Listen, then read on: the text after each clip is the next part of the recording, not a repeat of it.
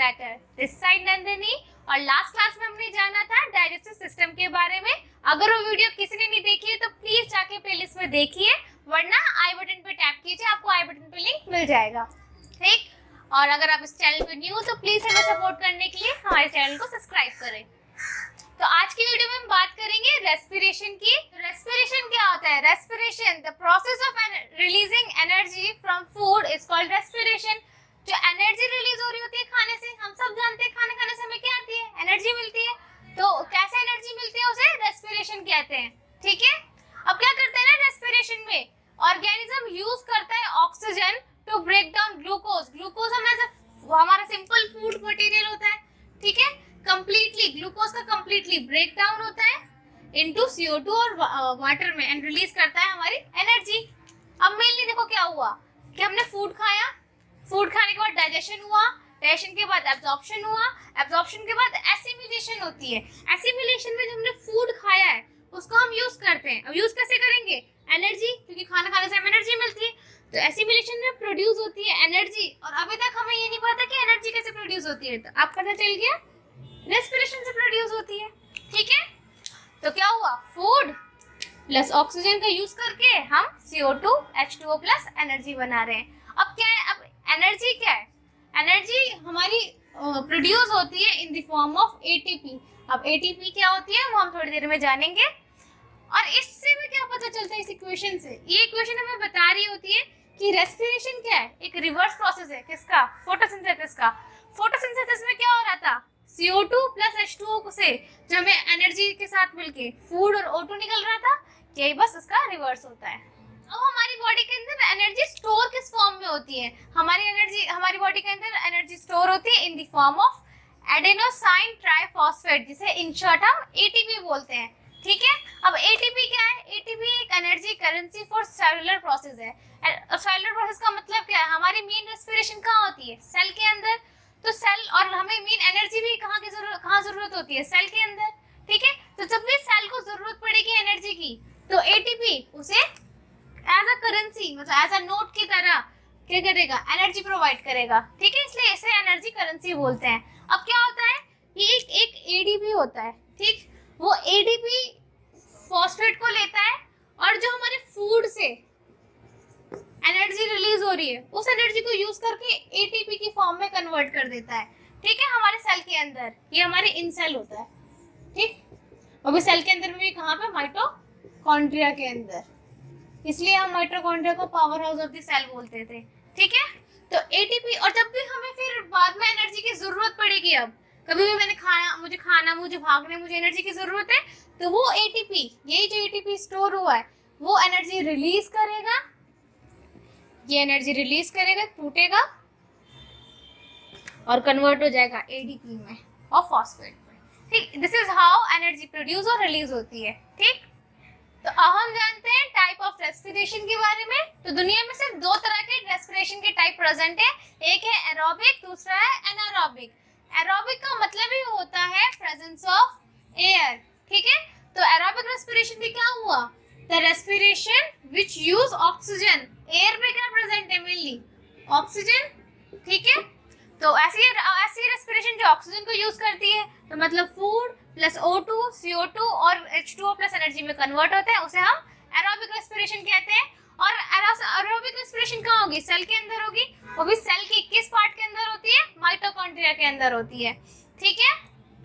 अब anaerobic respiration वो तरह की रेस्पिरेशन होती है जिसमें ऑक्सीजन यूज नहीं होती, कोई एयर यूज नहीं होती, उस रेस्पिरेशन को एनारोबिक कहते हैं। इसमें क्या होता है? फूड होता है, फूड मतलब ग्लूकोज का ग्लाइकोलाइसिस होता है, वो अभी क्या होता है आगे देखेंगे। तो वो क्या कन्वर्ट हो जाता है डायरेक्टली? इथेनॉल एक अल्कोहल होती है, अल्कोहल में या तो फिर लैक्टिक एसिड में। अल्कोहल में ईस्ट में कन्वर्ट होती है और लैक्टिक एसिड में हमारे मसल्स के अंदर, और प्रोड्यूस करती है थोड़ी सी एनर्जी और वाटर, ठीक है। अब हम इसका पाथवे जानेंगे कि कैसे ग्लूकोज कन्वर्ट होता है इसमें, इथेनॉल, लैक्टिक एसिड या तो CO2 और H2O में। तो अब क्या है कि हमारा रेस्पिरेशन कैसे होता है? अब देखो, हमने फूड, हमारी नॉर्मल इक्वेशन ये है कि फूड है, फूड ने O2 को लिया और CO2 और H2O में कन्वर्ट कर दी और प्लस किया एनर्जी, ठीक है। बट हमेशा ऐसा नहीं होता ये डिपेंड करता है कि O2 अगर प्रेजेंट है तो अलग बनेगा, अगर O2 एब्सेंस है तो अलग हमारा बाय प्रोडक्ट, हमारा प्रोडक्ट बनता है। ठीक है, तो हमारा फूड क्या है, ग्लूकोज है, तो ग्लूकोज का ब्रेक डाउन होता है, तो ग्लूकोज को ब्रेक डाउन को बोलते हैं ग्लाइकोलाइसिस।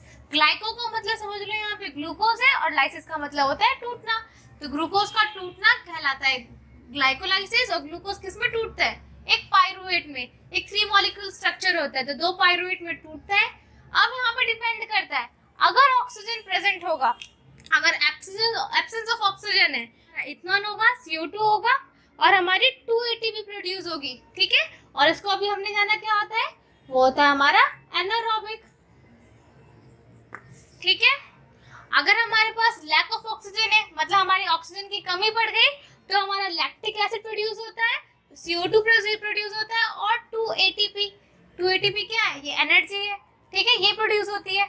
बट अगर प्रेजेंस ऑफ ऑक्सीजन है, जो मेन होता है हमारे, जो नॉर्मली देखा जाता है, तो हमारा CO2 रिलीज होगा, H2O रिलीज होगा, और 3 ATP एनर्जी रिलीज होगी। तो और इस प्रेजेंस वाले ऑक्सीजन को बोलते हैं हम एरोबिक। ठीक है, इसका एब्सेंस ऑफ ऑक्सीजन का एग्जांपल है हमारा ईस्ट, जो हमारे ईस्ट में देखा जाता है। इसका एग्जांपल है हमारा मसल सेल्स। हमारी मसल्स में जब हम बहुत भाग दौड़ कर रहे होते हैं तो हम क्या करते हैं, हम सारी ऑक्सीजन यूज कर लेते हैं, तो हमारे पास ऑक्सीजन की कमी पड़ जाती है, जिसके वजह से हमारा लैक्टिक एसिड प्रोड्यूस होता है। और आपने देखा होगा, अगर आप ज्यादा भाग लेते हो तो आपके हाथ पांव में दर्द होता है किसी किसी एरिया में, क्यों, क्योंकि यहाँ पर लैक्टिक एसिड प्रोड्यूस हो चुका है। इसी लैक्टिक एसिड प्रोड्यूस होने की वजह से हमें पेन होता है। ठीक, तो हमारा इसका एग्जाम्पल है हमारी मसल सेल्स। ठीक, और हमारी इसका एग्जाम्पल हमारी नॉर्मल जो सेल होते हैं सारे, ह्यूमंस के, प्लांट्स के, सबके। ठीक है, तो अब हम बात करेंगे रेस्पिरेशन इन ह्यूमंस के बारे में, कि ह्यूमन रेस्पिरेट कैसे करते हैं। रेस्पिरेशन में क्या होता है कि हम एनवायरनमेंट में से गैस लेते थे, तो हम एनवायरनमेंट में से गैस कैसे लेते हैं, बेसिकली हम गैस लेते हैं एनवायरनमेंट से नोज से, वो भी नोज में भी क्या, नोज की ओपनिंग से। नोज की ओपनिंग को क्या कहते हैं, नॉस्ट्रिल। ठीक है, यहाँ से एंट्री ऑफ गैस होती है। फिर उसके बाद हमारी एयर जाती है नेसल पैसेज में। नेसल पैसेज के पास कुछ हेयर्स होते हैं और कुछ म्यूकस मटेरियल होता है, जिसकी वजह से क्या होता है ना कि वो गंदगी ट्रैप करके रखता है, ताकि एकदम फाइन, एकदम अच्छी साफ सुथरी सी हवा हमारी बॉडी के अंदर जाए। ठीक है, फिर उसके बाद हमारी हवा आती है फैरिंक्स के पास। फैरिंक्स क्या है, एक कॉमन पैसेज है नोज का भी और माउथ का भी, मतलब माउथ की, जो माउथ से भी हम थोड़ी सांसें ले रहे होते हैं, तो माउथ का भी कॉमन पैसेज है, और नोज का भी। ठीक है, फिर हमारी हवा आती है लैरिंक्स के पास। लैरिंक्स को हम वॉइस बॉक्स भी कहते हैं। क्यों, क्योंकि जब भी आप बोल रहे हो तो आपको ध्यान देना, यहाँ पे आपको वाइब्रेशन फील होगी। क्यों, क्योंकि यहाँ पे हवा की वाइब्रेशन की वजह से आवाज प्रोड्यूस होती है, और वहाँ का वो चीज कहाँ प्रोड्यूस होती है, लैरिंक्स के अंदर प्रोड्यूस होती है। समझ में आ गया। फिर उसके बाद लैरिंक्स के बाद हमारी हवा गई ट्रैकिया के अंदर, जिसे हम विंड पाइप भी कहते हैं, और ट्रैकिया की वॉल के ऊपर रिंग्स ऑफ कार्टिलेज प्रेजेंट होते हैं। क्यों, क्योंकि अगर ट्रैकिया के अंदर कोई एयर ना हो तो उसके अंदर चांसेस होते हैं कि उसकी वॉल जो है कोलैप्स कर जाए, क्योंकि ट्रैकिया की वॉल मसल्स की बनी हुई है, और मसल्स की प्रॉपर्टी होती है कि वो कोलैप्स कर जाए, इसलिए वो कोलैप्स ना करे, यहाँ पे रिंग ऑफ कार्टिलेज प्रेजेंट होता है। ठीक है, अब ट्रैकिया से हमारी एयर गई लंग्स में।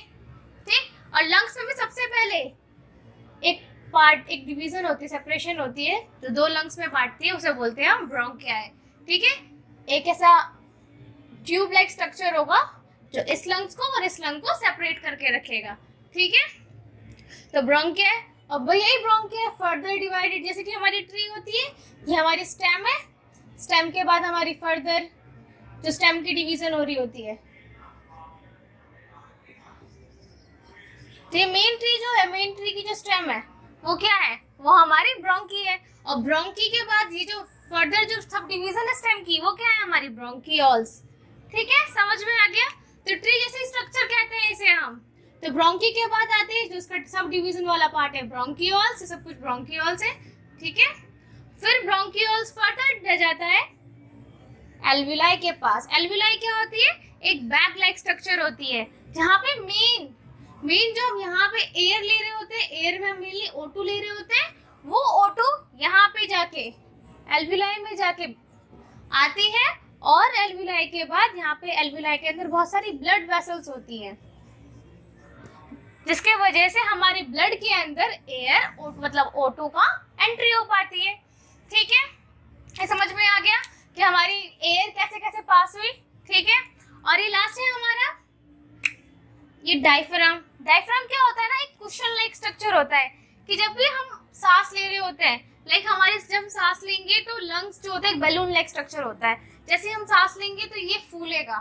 ठीक है, तो फूलने की वजह से हमारी बैकबोन, हमारी रिब्स, ये सब कुछ प्रोटेक्टेड रहे। जब भी हम सांस ले रहे होते हैं तो डायफ्राम फ्लैट हो जाता है क्योंकि हमारा लंग्स फूल गया। और जब भी हम नॉर्मल होते हैं, मतलब हम सांस छोड़ रहे होते हैं, तो डायफ्राम हमारा फूल जाता है ताकि हमारी जो ये जो स्ट्रक्चर है, रिब्स का स्ट्रक्चर, बैकबोन का स्ट्रक्चर सब मेंटेन रहे। लंग्स जो होता है ना आउटर मोस्ट में रिब्स से प्रोटेक्टेड रहता है।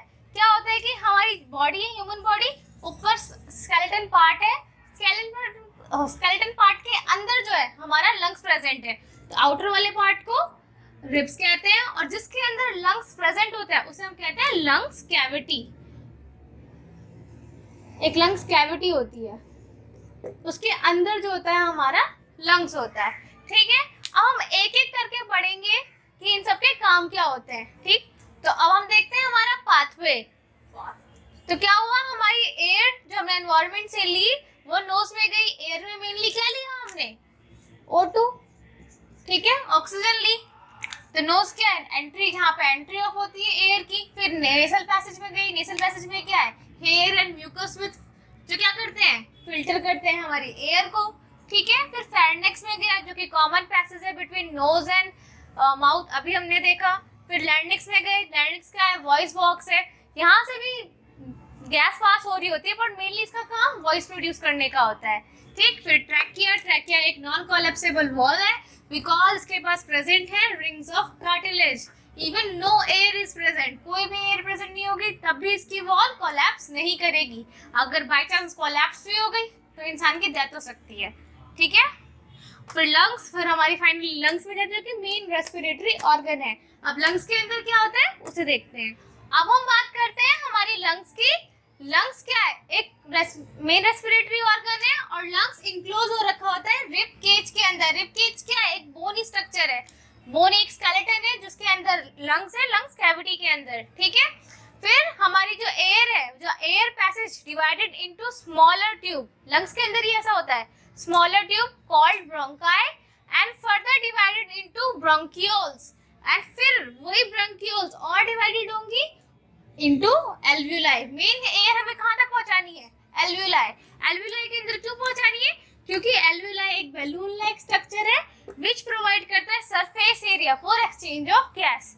ठीक है, मेन एक्सचेंज ऑफ गैस। अगर मैं नाक से O2 ले रही हूँ पर अगर वो एल्वुलाई तक नहीं पहुंच रहा है तो कोई फायदा नहीं है मेरी नोज का, मेरी नेसल पैसेज का, मेरे फेरिंक्स का, ट्रैकिया का, लंग्स का कोई भी काम करने का कोई फायदा नहीं है क्योंकि एल्वुलाई तक गैस पहुंचनी चाहिए। क्यों ऐसा है? क्योंकि the wall of alveoli connect होती है ब्लड से, ब्लड की वेसल्स से, नसों से कनेक्टेड होती है। वो क्या, वो जो ब्लड होती है कैरी करती है हमारा O2 इनटू द ब्लड।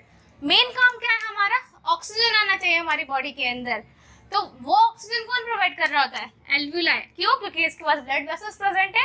अब वो O2 ले लेंगे और पूरी बॉडी के अंदर ऑक्सीजन को फैला देंगी और पूरी बॉडी के अंदर से जो CO2 रिलीज होगा एज अ बाय प्रोडक्ट, हमने भी जान रखा है पहले भी एरोबिक रेस्पिरेशन में कि CO2 रिलीज होता है, तो CO2 रिलीज होगा वो दोबारा ब्लड के थ्रू आएगा और एल्वुलाई को देगा। और जब हम सांस छोड़ेंगे तो एल्वुलाई के थ्रू जो हमारा पैसेज है वो रिवर्स होगा और हमारी नोज से या हमारे माउथ से हमारा CO2 एक्सेल होगा। समझ में आ गया? अब एल्वुलाई क्या है ना कि इन एल्वुलाई ऑक्सीजन डिसॉल्व होते हैं इन हीमोग्लोबिन। हीमोग्लोबिन क्या है? एक व्हीकल है, एक तरह की कार या बस साइकिल बोलो, एक व्हीकल है जो कि हमारी ऑक्सीजन को कैरी करता है जो एल्वुलाई से मिलती है और पूरी बॉडी के अंदर फैलाता है। अगर हीमोग्लोबिन ना होता तो हमारी जैसे कि अगर कार व्हीकल्स वगैरह ना होते तो मुझे 100 किलोमीटर दूर जाने में बहुत मेहनत लगती, पर आज एयरप्लेन वगैरह है तो मुझे इजी पड़ता है। वैसे हीमोग्लोबिन भी काम करता है। हीमोग्लोबिन इजी और फास्ट तरीके से मेरी बॉडी के अंदर O2 को डिसॉल्व कराता है और CO2 को बाहर निकालता है। ठीक है, अब डिसॉल्व हो जाती है oxygen from the alveoli and transfer to the cell of body. अब क्या होता है कि ये हमारी ब्रोंक्यूल है, ये हमारी गोल गोल सी एल्वुला है, ब्रोंक्यूल से O2 आया और बॉडी से CO2 आया। क्यों? क्योंकि हमारा वेस्ट प्रोडक्ट क्या निकलता है? CO2 निकलता है। तो बॉडी से CO2 आया ब्लड के थ्रू और O2 आया। O2 ने क्या, O2 यहाँ पे क्या होगा, O2 की कंसंट्रेशन ज्यादा होगी और ब्लड के अंदर अभी CO2 की कंसंट्रेशन ज्यादा होगी। तो हायर कंसंट्रेशन, यहाँ पे CO2 की कंसंट्रेशन ज्यादा है इसके अंदर और यहाँ पे O2 की कंसंट्रेशन ज्यादा है। Higher concentration to lower concentration जाएगा और यहाँ पे फिर O2 आ जाएगा और फिर बाद में यहाँ पे CO2 आ जाएगा। ठीक, इस प्रोसेस को क्या बोलते थे हम? डिफ्यूजन। हमने 9th क्लास में पढ़ा है। अब यही O2 हीमोग्लोबिन को चढ़ा के रखेगा, अपने ऊपर बैठाएगा। एक हीमोग्लोबिन 4 ऑक्सीजन के मॉलिक्यूल को पकड़ सकता है और पूरी बॉडी के अंदर फैला देगा। ठीक है, इसी से हमारा पूरा ह्यूमन रेस्पिरेटरी सिस्टम खत्म होता है। अब करते हैं रेस्पिरेशन इन प्लांट्स में। प्लांट्स कैसे रेस्पिरेशन करते हैं? प्लांट्स के पास कोई मेन रेस्पिरेटरी ऑर्गन नहीं होता हमारी तरह, जैसे हमारे पास लंग्स होता है। तो प्लांट्स हर पार्ट से अपनी रेस्पिरेशन करता है। तो प्लांट लीफ से भी करता है, स्टेम से भी करता है और रूट से भी करता है। लीफ से कैसे करता है? स्टोमेटा से। स्टोमेटा से एक्सचेंज ऑफ गैस ऑलरेडी हम पढ़ चुके हैं जब हमने फोटोसिंथेसिस की बात करी थी। ठीक है, फिर हमारा स्टेम में लेंटिकल्स होते हैं सबसे आउटर सरफेस पे, जिसके थ्रू एक्सचेंज ऑफ गैस हो पाता है। और सरफेस ऑफ रूट में क्या होता है कि पानी में से कुछ ऑक्सीजन क्या करते हैं, वो डिसॉल्व कर लेते हैं और इसकी वजह से वो अपना काम कर रहे होते हैं। तब प्लांट की बॉडी के अंदर भी ऑक्सीजन आ गया और ह्यूमन की बॉडी के अंदर भी ऑक्सीजन आ गया। ऐसे ही होता है। तो मेन प्रोडक्ट क्या हुआ रेस्पिरेशन का? ऑक्सीजन आया, फूड जो कि ग्लूकोज की फॉर्म में प्रेजेंट है वो कन्वर्ट हो गई CO2 में, H2O में, और हमें क्या मिली? एनर्जी मिली। ठीक है, in the form of ATP। तो इन प्लांट क्या है ना कि जो CO2 रिलीज हुआ वो CO2 सुबह तो फोटोसिंथेसिस की तरह इस्तेमाल होगा, बट रात को क्या होता है? देखो रेस्पिरेशन तो हमेशा हो रही होती है, तो CO2 हमेशा रिलीज होगा। तो बट सुबह इसने फोटोसिंथेसिस की तरह यूज कर लिया, बट रात को वो रिलीज कर देता है। That's why they release CO2 in night, क्योंकि पूरे दिन ये क्या करते हैं? रेस्पिरेशन करते हैं। इसलिए रात को पेड़ के नीचे नहीं सोना चाहिए, क्योंकि वो CO2 रिलीज कर रहा होता है, हम भी CO2 रिलीज कर रहे होते हैं, तो हार्मफुल हो सकता है। तो आज की वीडियो में इतना ही। अगर आपको मेरी वीडियो पसंद आती है तो इस वीडियो को लाइक करें। अगर आप इस चैनल पर न्यू हो तो प्लीज हमें सपोर्ट करें और